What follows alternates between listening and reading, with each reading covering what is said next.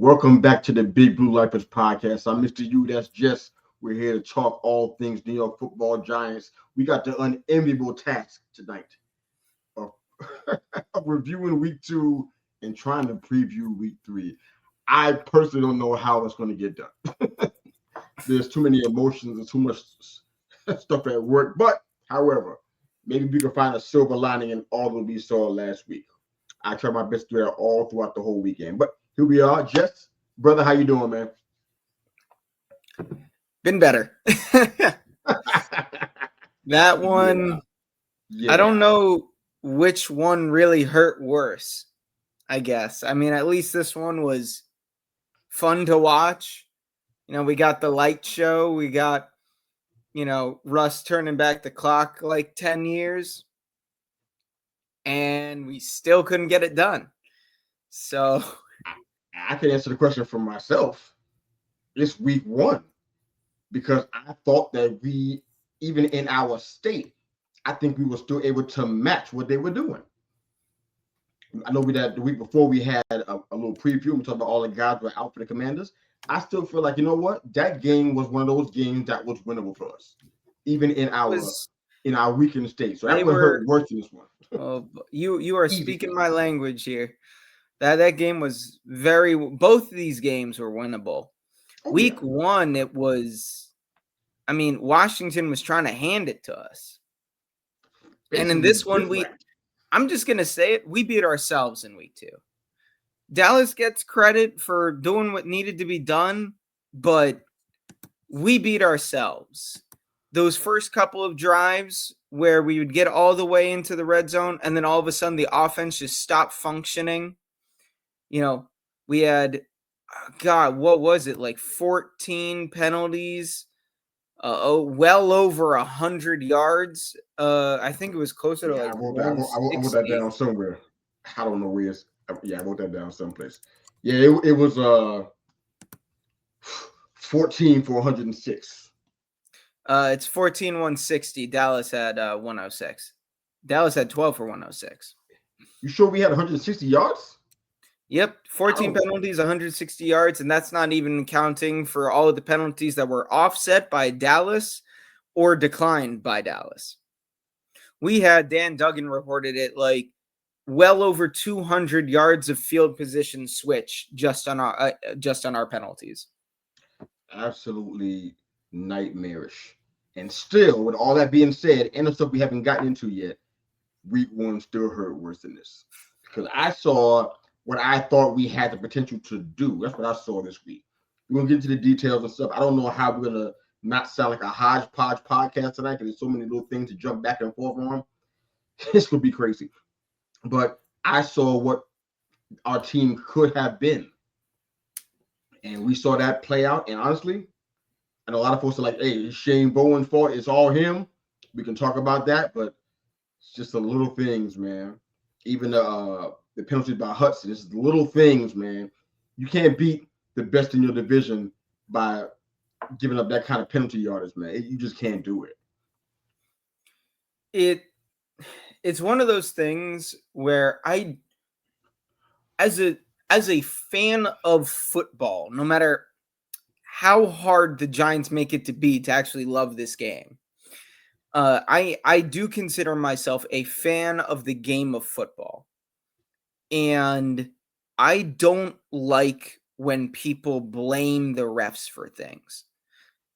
But 26 accepted penalties. Again, this isn't taking into account how many more were offset or penalties that were declined. Between the two teams, there were 26 penalties. And I'm saying for both teams, there were a lot of calls that were bogus. Both. For both teams. They made, like, there's the taunting rule stuff that helped the Giants. Like, just again, as much as I am a Giants fan, I don't want to be unfair and biased, even when it comes to the Cowboys, who I hate. But at the very end there, I don't believe that was offensive pass interference on George Pickens. I think that was an incredibly weak call. I don't think that CeeDee Lamb, for as much of polite, not, a more PC way of putting it, much of a twerp he was being when he was mocking Banks, sitting on his butt, pointing at him, doing all of that stuff. I think it's a very soft, taunting call that the league has said that they're going to crack down on. But at this point, they just don't want the players to have personalities, it feels like.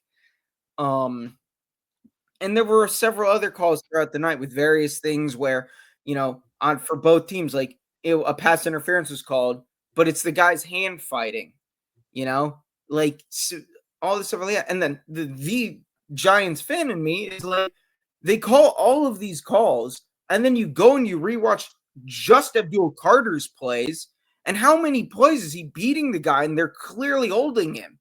And this was the case last week too. There were so many holding calls that weren't called. You go to the Hudson, the ridiculous one that everyone's mocking him for, and they were talking about this on Bobby Skinner's podcast, and I've heard other people mention this too.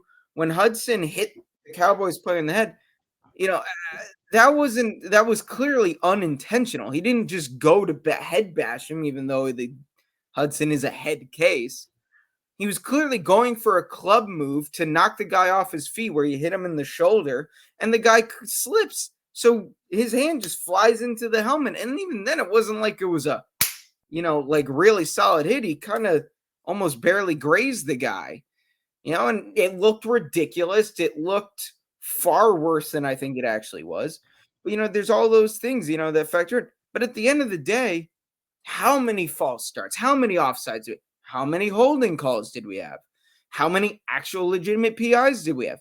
It was so many, we beat ourselves. But I do want out there that I do think this was a game the refs kind of took into their own hands. Like, on those should have been Malik Neighbors' game-winning touchdown, he was face masked as he was going for the ball, and they don't call that one. But they'll call an unnecessary roughness on Drew Phillips for going through the whistle like you are taught to do.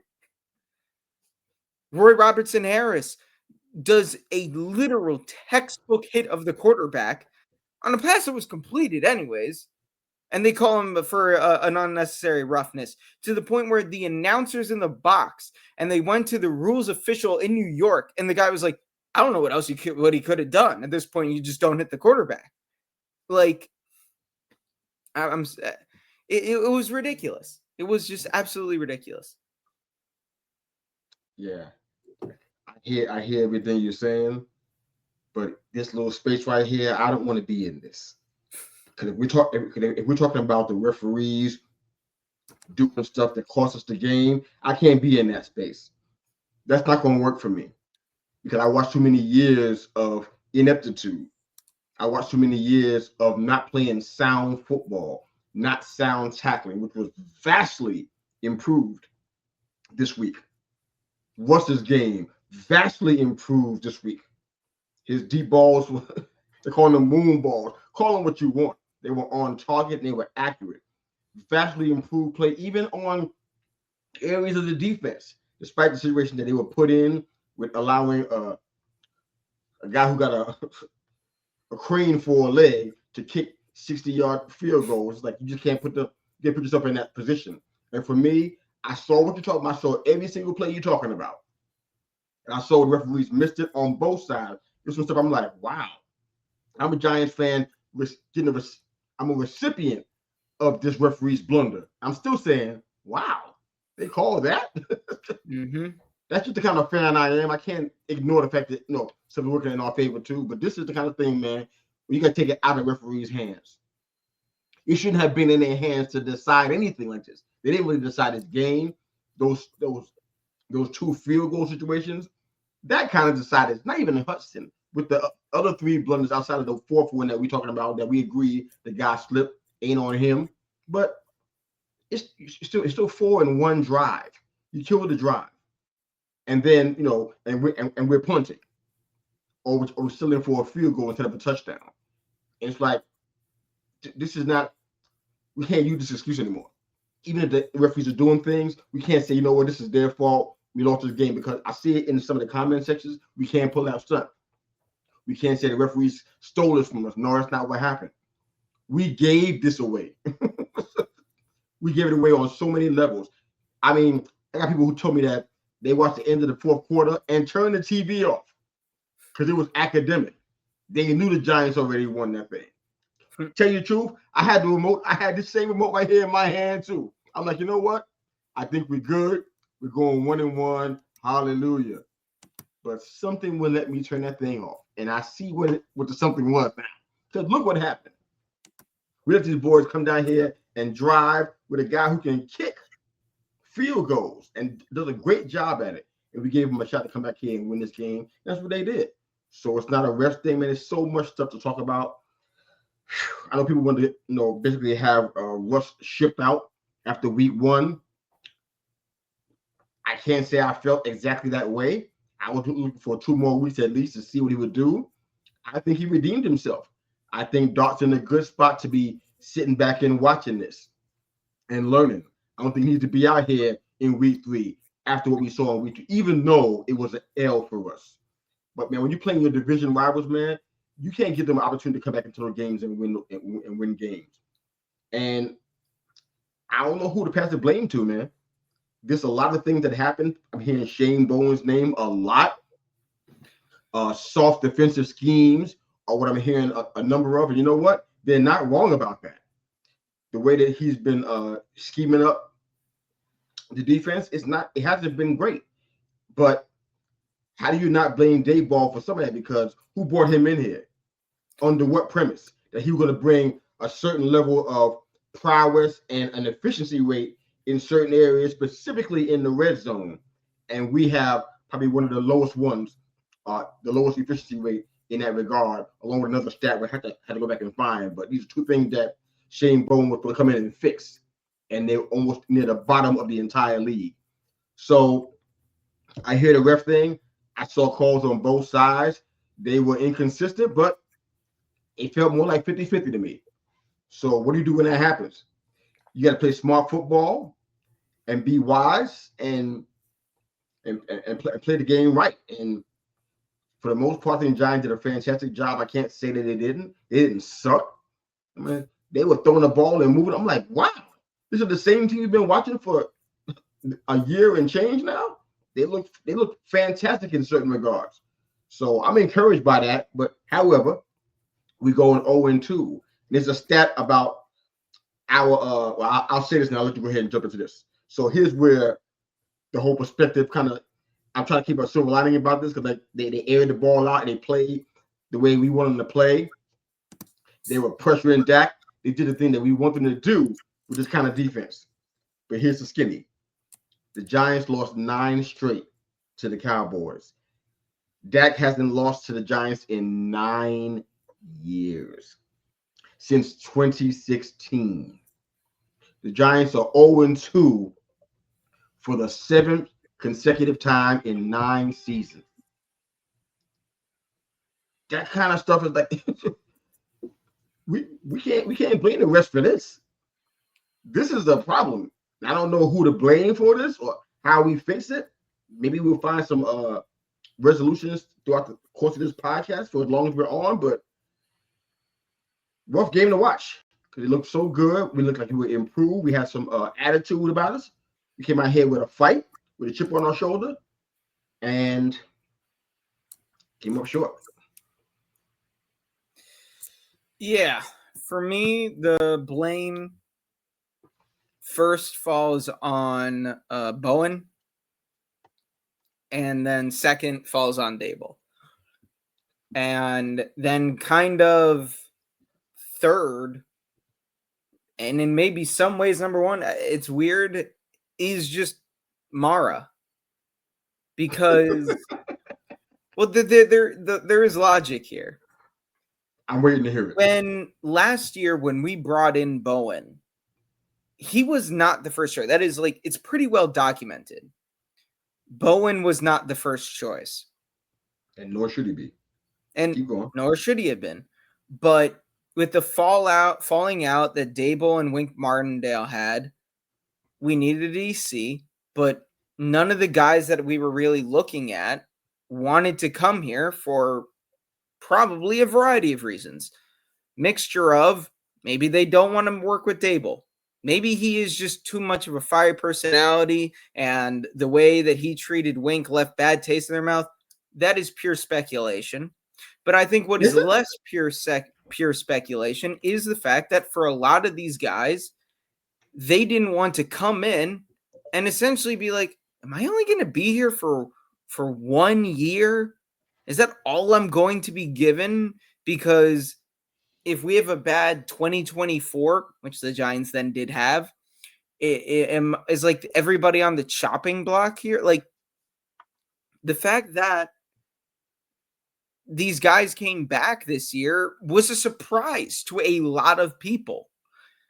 And now, like, I still think that they should have got rid of Bowen in the offseason, but that was never, it just never seemed realistic. It didn't seem realistic that they were going to get rid of a guy and try and implement a new scheme in what bare minimum now is the final year of their contracts. Like, I don't think they're going to be fired after this year. I just think they're not going to be brought back.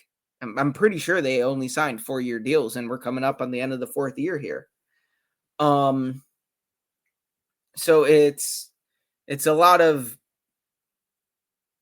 kind of just being stuck. And then in regards to like Dable, yeah, you finally got a guy that you seem to like in Russ. And you still can't call a good red zone offense. Now, I don't know if that's because they just have realized that the interior of this offensive line is maybe the worst in football, at least in run blocking.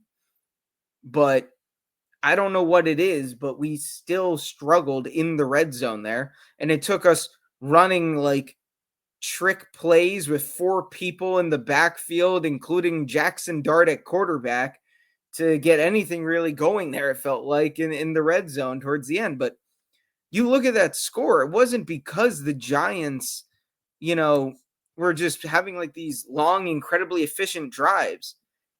The Cowboys ran way more plays than we did. I'm trying to find the exact number here. Yeah, the Cowboys ran 3 plays. We had just 65. The Cowboys had 32 first downs. We had 22. The Cowboys had 5 more minutes time of possession. And that's because when we scored, it was mostly just off of that Russ Moonball. And that's not going to be there like that every week. The truth is, this Cowboys defense isn't very good. So I don't know what the real Giants are right now. Is it what we saw week 1? Is it what we saw week 2? I'm hoping it's at least a healthy middle where, we're about to go up against a Chiefs team whose defense is pretty solid. It's not elite. But this is a Chiefs defense that did well for the most part, in shutting down the Eagles. And we know how much talent they have. We know what that offensive line is, especially compared to ours. So when we get to this game on Sunday night, I have no idea what to expect from this team.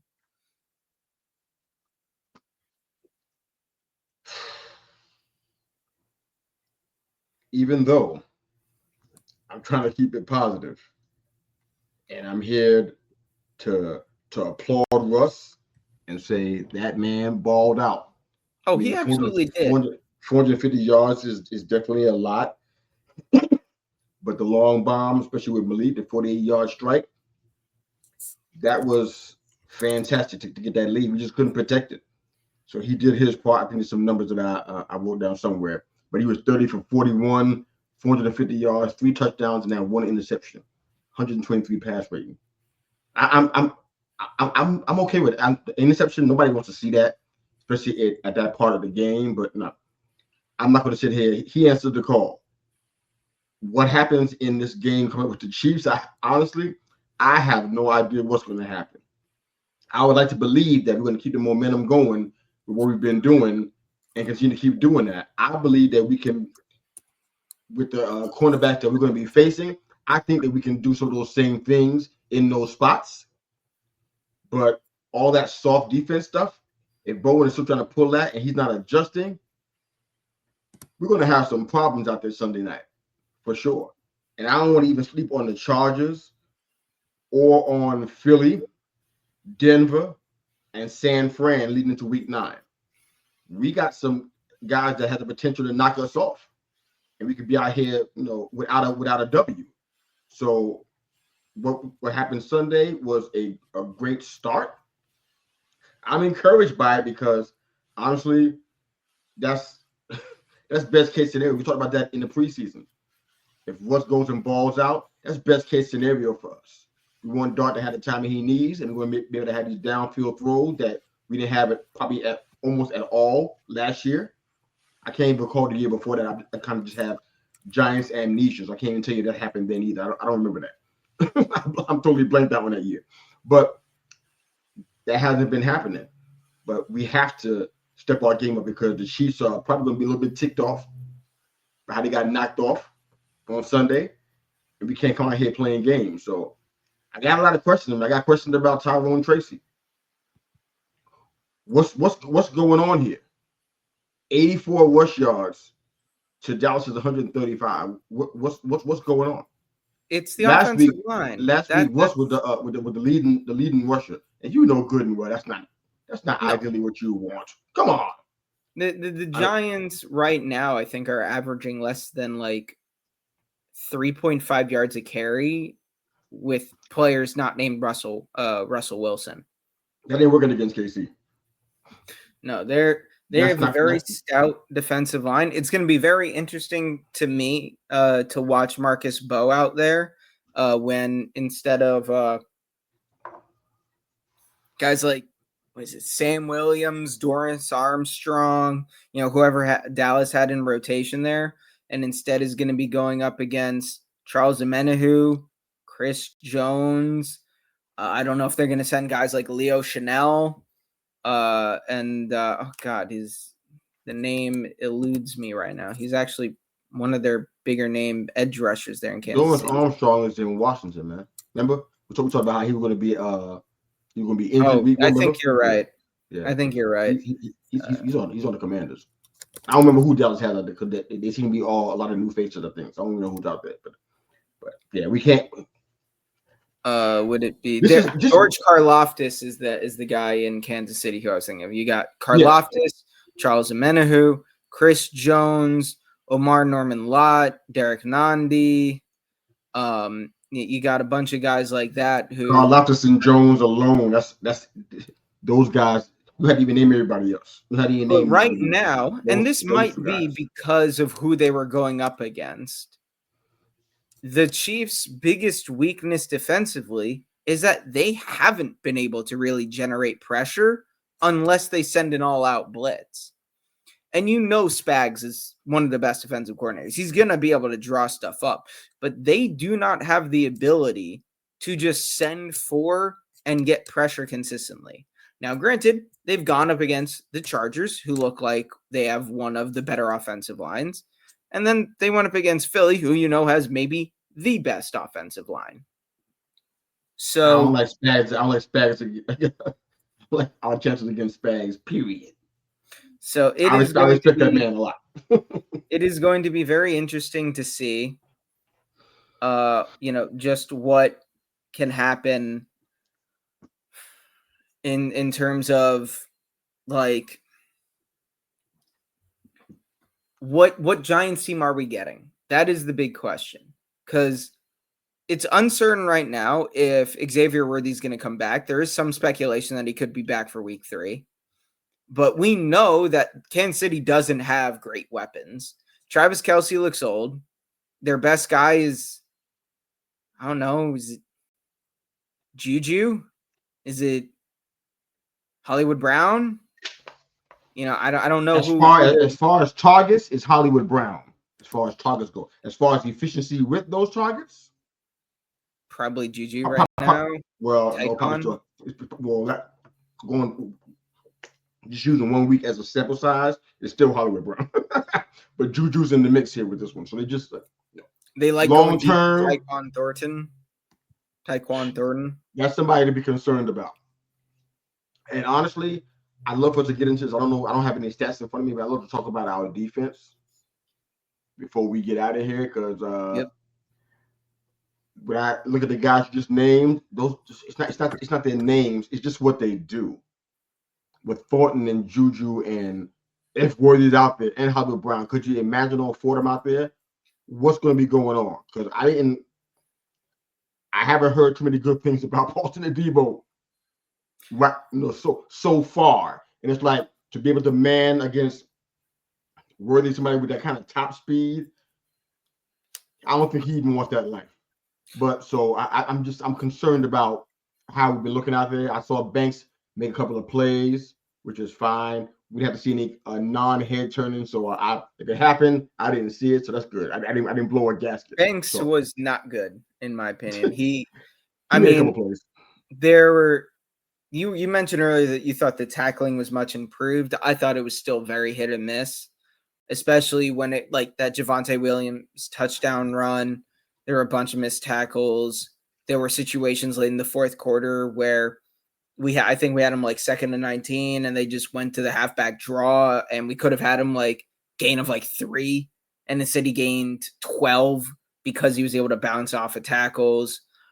There were some things there that I did think were better, and I do think, again, not trying to blame the refs, but I do think a lot of the Dallas success came from dumb penalties by the Giants that helped them with field position, gave them first downs, all that, sucky stuff for us, but, good for them. But one of the things that Shane Bowen has done is that he's just been playing our safeties so deep. Like Javon Holland and Tyler Nubin haven't really been able to make any plays because they're not near the play. Bowen seems to have the soft defensive scheme I was talking about. That's what we're talking about. Yeah, like Bowen seems to really like this idea of not giving up the big play at the expense of giving up the medium play. And we saw that all game against Washington. We saw that really rear its ugly head at the very end against Dallas in particular.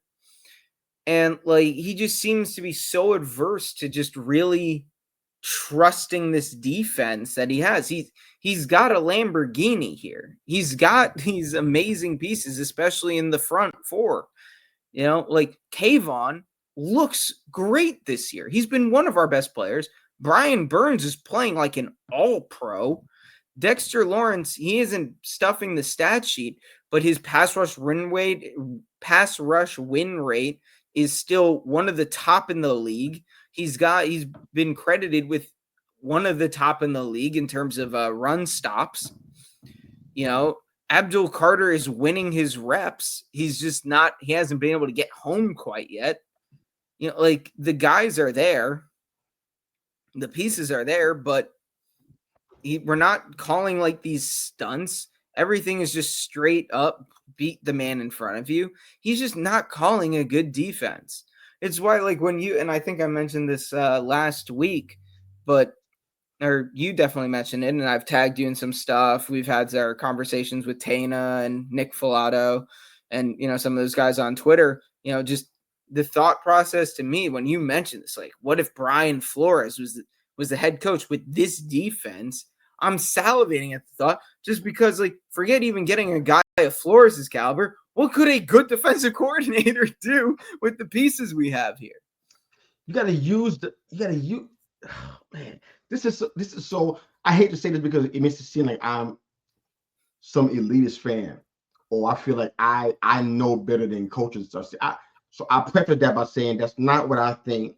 Please don't try to come for me. All I'm saying is that when Paulson Debo came over and Javon Holland came over, I know what they were good at because I followed their careers. I know what they were doing. They both have what's considered elite man-to-man coverage skills. Mm-hmm. You got to let them do that then. A Debo is considered a ball hawk. You got to put him in a position to be able to do that. He's considered elite as a tackler as well. You can't do that. We got him playing way off the ball, away from where the action is. you can't see any of those skills. They basically are security guards out there.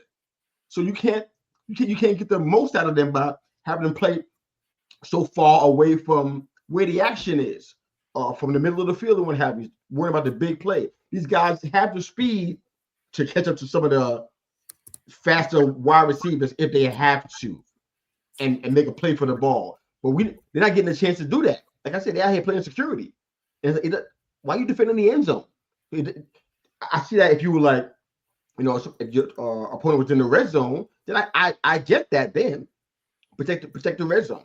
But not in those cases. I don't know what Bowen is doing. So I'm like, Flores, anybody that can play a confident defensive scheme, by all means, you are welcome to come. You're welcome. Please come. Please come. Can we, please? We can use this right now. I mean, like this. The worst case scenario for me at the end of the season is that we haven't surpassed the win totals that we predicted, that we thought would happen. That's the worst thing, because then I have to be like, oh man, we have to hear it out here on these social media streets. Then on top of that, this elite defense who you made some investments in, sizable investments, I might add, guaranteed money that don't come back to you. It's in their pocket forever. That's fine. The players deserve what they deserve, but this is a big investment. And to not see them show themselves consistently to be that elite defense throughout the rest of the season, those would be tragedies to me. That didn't happen. I'm getting to the point where I'm worried guys like Dex, Neighbors, all these guys are just going to be so frustrated they're going to want out of New York. It's going to be Odell all over again. There's just going to be this built-up resentment, animosity, because these guys, they want to win. They want to play into January. They don't want the season to be over before September's end. I'm with you. That's premature, though. If Dayball comes back for another year, then it's time to be concerned about that situation happening. Because I feel like even in week one, you and I speculated about it. I think you more than I did, that their demeanor, body language was because of who was going to be at quarterback, and they were going to lose some of the edge that they had in the preseason. I'm not even against the idea of that. I think that Rush showed them that he still got something, because everybody seemed to be more hurt than they were lethargic or lackadaisical. They just were more hurt by the ending, because they had every chance to be in this game and to win it in regulation. It didn't happen. So I'm not ready to go that far yet, but I have some concerns about things like that too. But I feel like if they bring Dayball back, that's almost like saying, you know what? We don't really care about doing what's best for you. We want to do what we think is best. And those kind of organizations, they never work out, because the players are the ones that's out here putting it all on the line. And I just don't feel like there's too many scenarios where he can stay on his team for another year. I know we discussed that in the preseason, and we had different thoughts about that. We had little bullet points for the show and all that stuff. Put all them bullet points in the trash.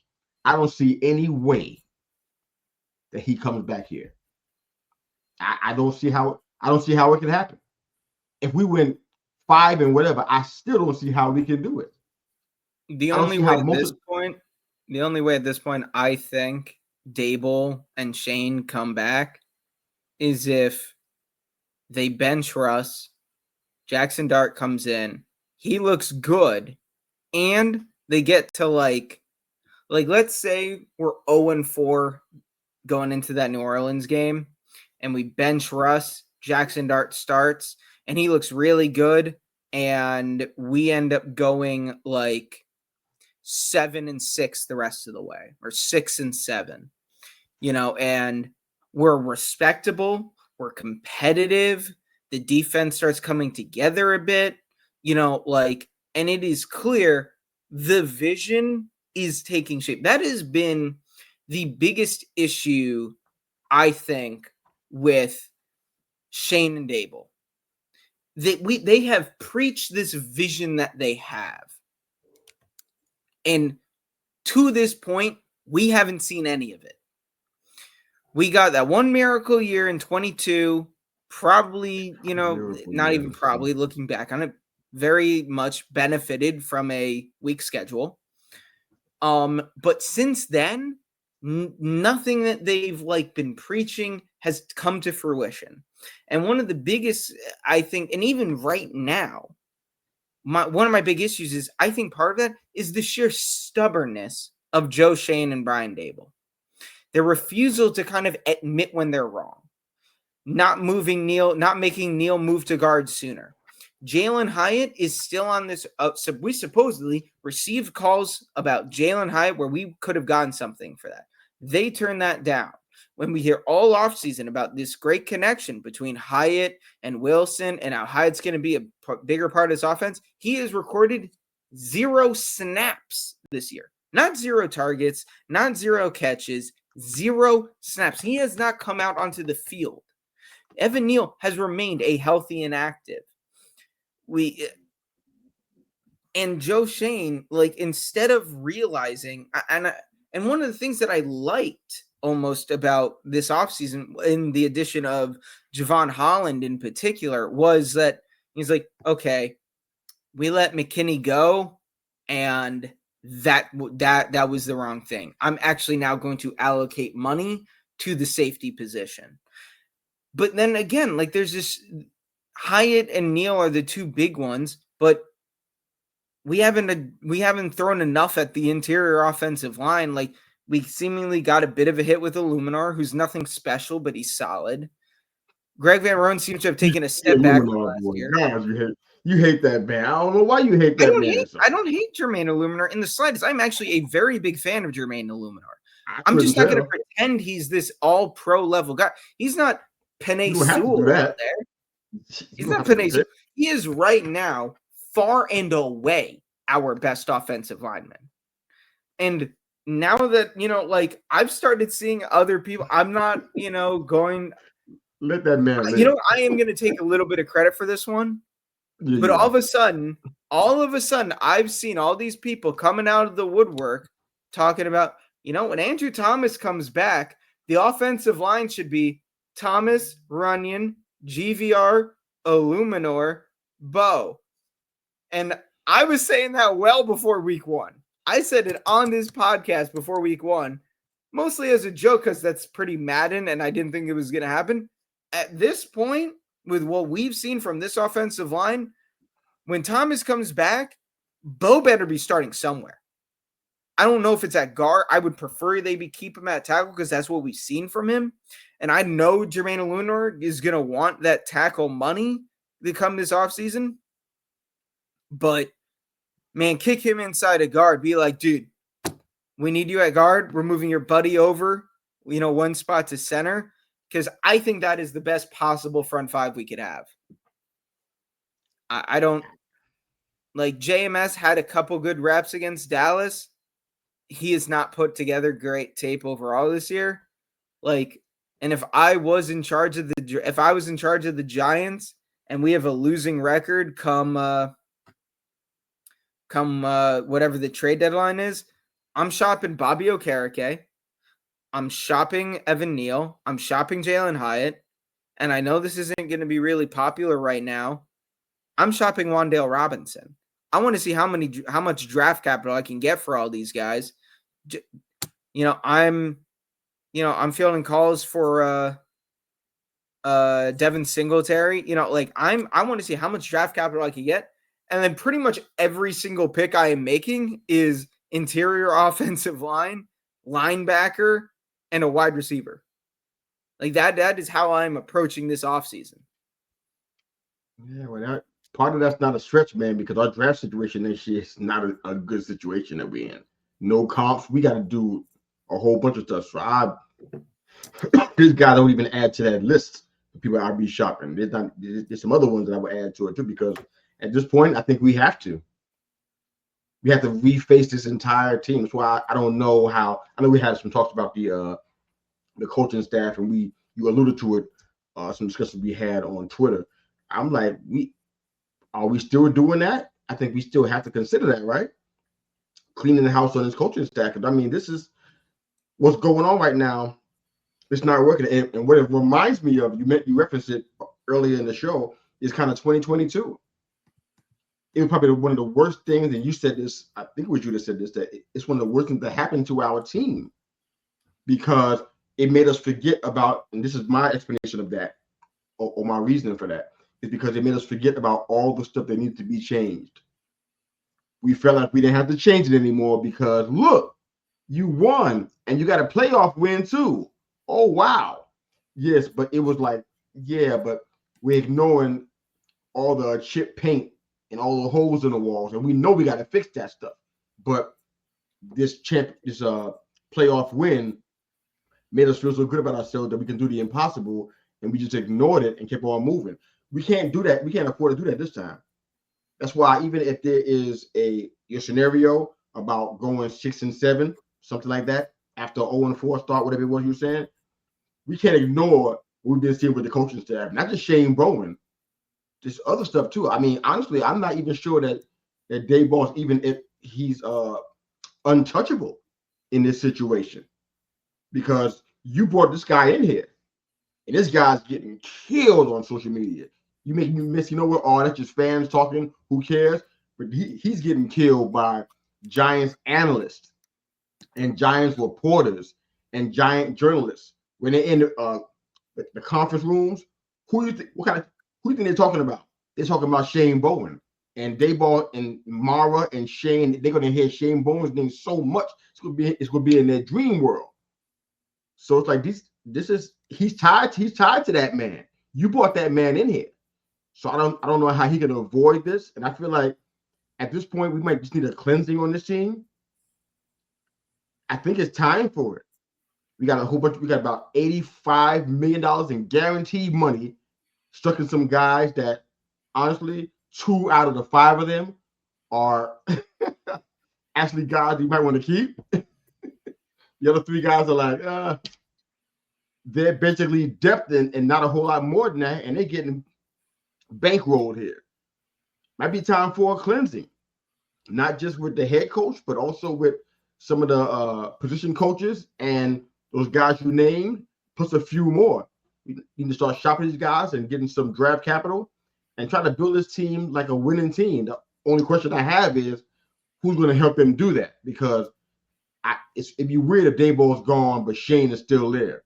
And do you trust Shane to man that ship? I mean, this is the guy that's attached to Saquon Barkley forever. So it's like, do you trust him to man the reins on I'll stop sort of calling it a rebuild because we have a quarterback, so I can't really call it a legit rebuild. I'll just call it a reshuffling, if you will. A remodeling, if you will. You trust Shane to do that? I have some concerns and challenges with that. But my big concern is if/when they do move off of Shane and Dable, Mara's just like, well, I tried going outside the family. You said that last week, and I don't want to hear it now either. Yeah, so, but I don't want to get into that until it truly feels inevitable. So I kind of want to just we're not there yet. Yeah, I want to end. You know, they're not going to bring Joe Judge back in here. At least we know that Mara, let's find out before you go that route. Let's find out who Mara actually likes first before you go that route. Because I know that Joe Judge can't come back. I'm fine with that. I know what's your boy Dave Gettleman's not coming back, so I'm not worried about that kind of stuff. Who does he like? Let's talk about that. Maybe somebody that we might like too. But those guys definitely there's a no return policy on those 2 fellas. They can't come back in here. Matter of fact, I don't think Dave Ball can either when he's out. So right now, with that. So right now, I want to end with how I think we can beat the Chiefs, and it's going to come down to 2 things. I think it's going to come down to 2 things.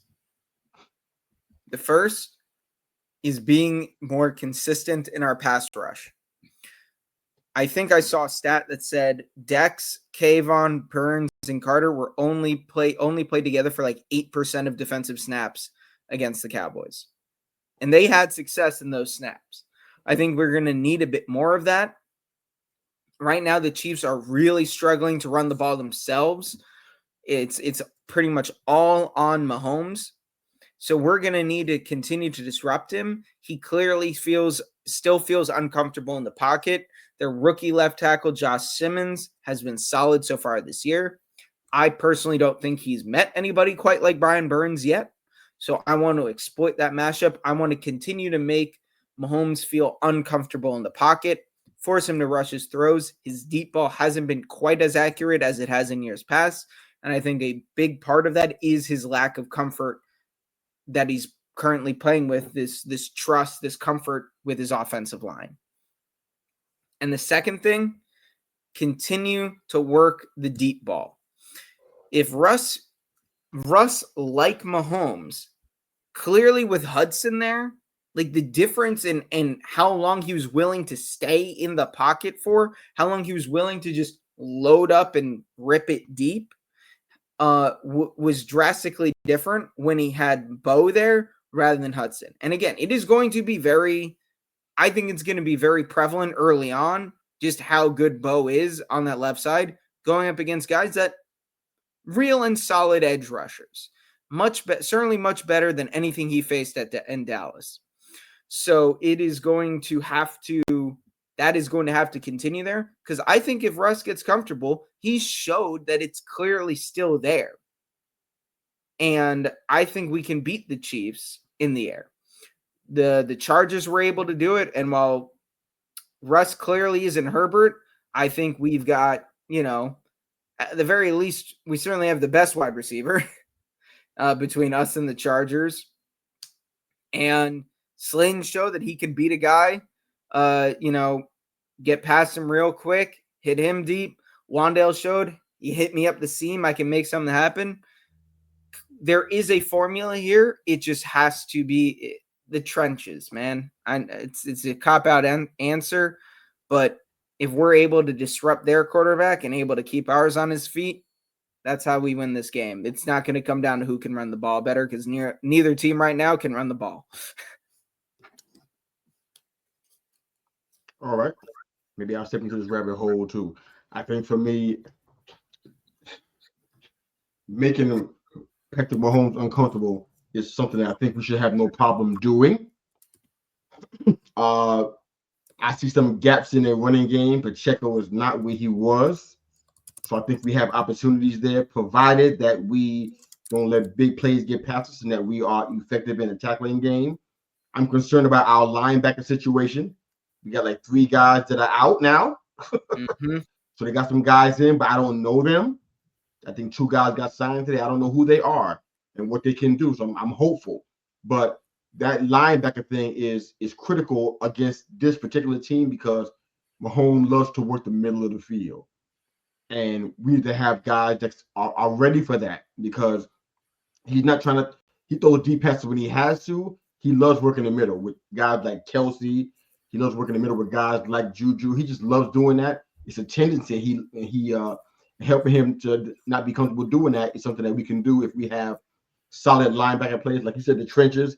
We're supposed to have an elite defense. That's what we've been hearing all this time. This is a game where we have to show it.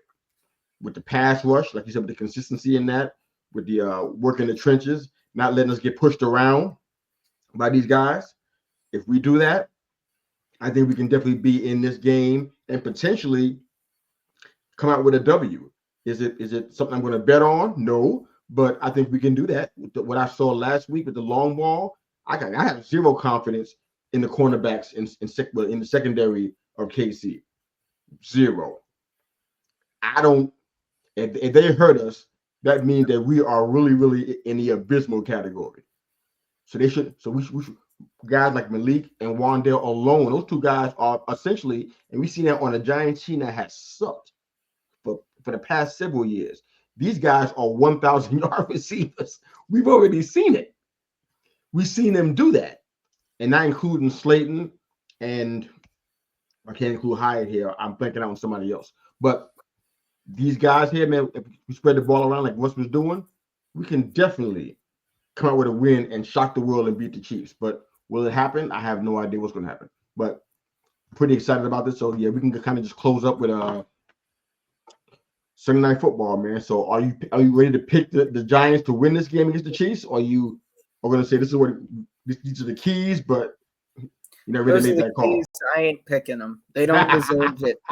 I love this team more than anything. I mean, Jesus, man, I got Eli right there over my shoulder every time we record. Copy that. But they have not earned any kind of benefit of the doubt. They have not earned me picking them. If you want to pick them to like cover the spread, which is Chiefs 5.5 or whatever right now, you can go and do that if that's your thing. But I ain't picking them to win. No, I'm gonna stay out of that. First off, I'm not really in the gambling business, so I'm gonna just leave that one out there. But we just talked about what we thought could happen. We'll end it right there, man. But week 2 was a wild ride. We got to see some glimpses of what our beloved team could be. Now we going here against former world champion Chiefs. We got to see them do what could be the impossible. Mike Kafka's back there. What does he know? What does he remember? What can he capitalize on? He might be an X factor in this. So we'll see what happens, man. But besides that, man, fantastic to talk Giants with you. It wasn't always pleasant with what we seen last week, but the season's still young, man. We're just 0-2. We're not out of it yet, man. We're not out of it yet. Technically speaking, we have not been mathematically eliminated. Okay, Jess. I'm going to play music now.